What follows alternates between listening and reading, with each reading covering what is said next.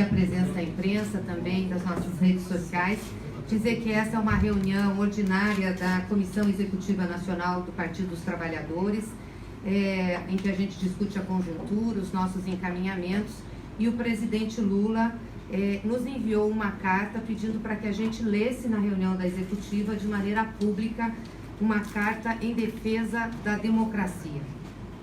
Meus amigos e minhas amigas, chegou a hora de todos os democratas comprometidos com a defesa do Estado Democrático de Direito repudiarem as manobras de que estou sendo vítima, de modo que prevaleça a Constituição e não os artifícios daqueles que a desrespeitam por medo das notícias de televisão. A única coisa que quero é que a força da tarefa da Lava Jato, integrada pela Polícia Federal, pelo Ministério Público, pelo Moro e pelo TRF4, mostrem à sociedade uma única prova material de que cometi algum crime. Não basta a palavra de delator, nem convicção de PowerPoint.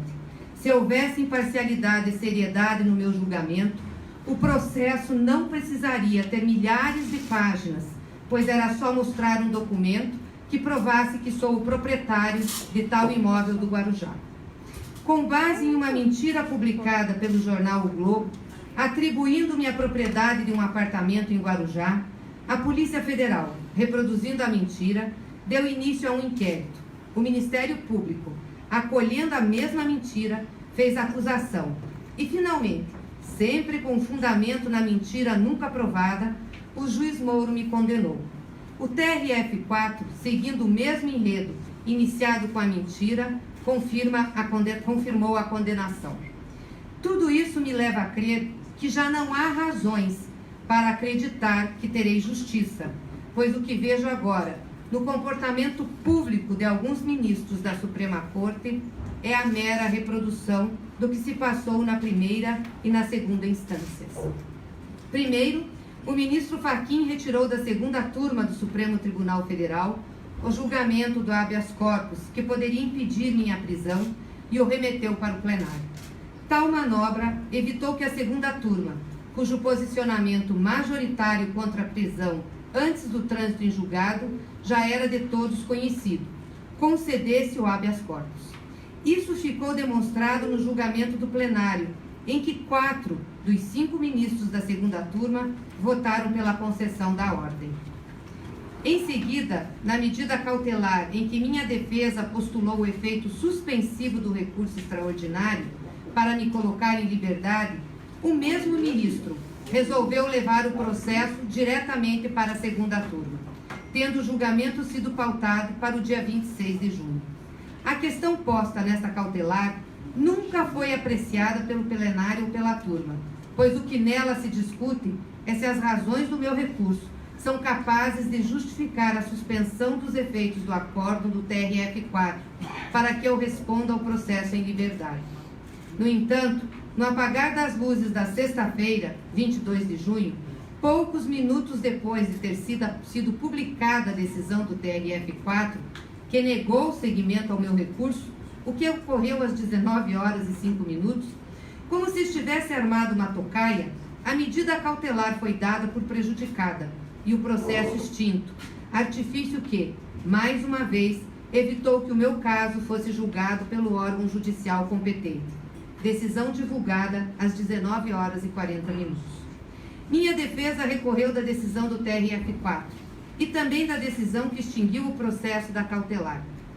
Contudo, surpreendentemente, mais uma vez, o relator remeteu o julgamento deste recurso diretamente ao plenário. Com mais essa manobra, foi subtraída outra vez a competência natural do órgão a que cabia o julgamento do meu caso.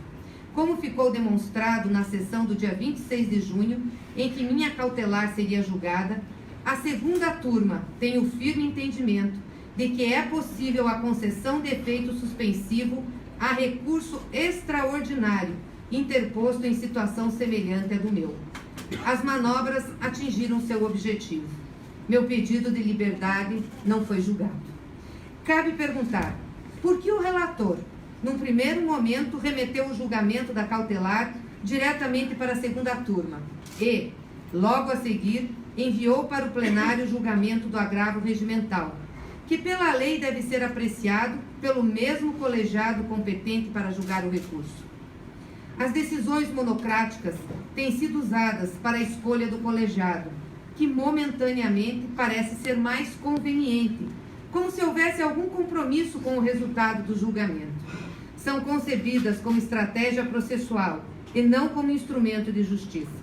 Tal comportamento, além de me privar da garantia do juiz natural, é concebível somente para acusadores e defensores, mas totalmente inapropriado para um magistrado, cuja função exige imparcialidade e distanciamento da arena política.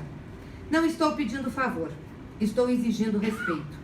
Ao longo da minha vida, e já conto 72 anos, acreditei e preguei que mais cedo ou mais tarde sempre prevalece a justiça para pessoas vítimas da irresponsabilidade de falsas acusações. Com maior razão no meu caso, em que as falsas acusações são corroboradas apenas por delatores que confessaram ter roubado, que estão condenados a dezenas de anos de prisão e em desesperada busca do beneplácito das delações, por meio das quais obtêm a liberdade, a posse e conservação de parte do dinheiro roubado. Pessoas que seriam capazes de acusar a própria mãe para obter benefícios. É dramática e cruel a dúvida entre continuar acreditando que possa haver justiça e a recusa de participar de uma farsa. Se não querem que eu seja presidente, a forma mais simples de eu conseguir é ter a coragem de praticar a democracia e me derrotar nas urnas. Não cometi nenhum crime. Repito, não cometi nenhum crime. Por isso, até que apresentem pelo menos uma prova material que macule minha inocência, sou o candidato à presidência da República. Desafio os meus acusadores a apresentar esta prova até o dia 15 de agosto deste ano, quando minha candidatura será registrada na Justiça Eleitoral. Luiz Inácio Lula da Silva, Curitiba, 3 de julho de 2018. Lula livre! Lula livre! Lula livre! Lula livre! Lula livre! Lula livre! Nós vamos reproduzir a cópia dessa carta a todos os senhores da imprensa e também a todos os membros da executiva. Muito obrigada. Obrigado, pessoal.